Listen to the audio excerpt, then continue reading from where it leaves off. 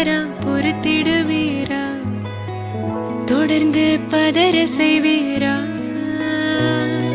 சிக்க வைக்கும் செய்கையெல்லாம் நிறுத்திடுவீரா?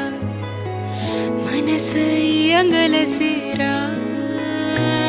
தாசா கிட்ட நெருங்குற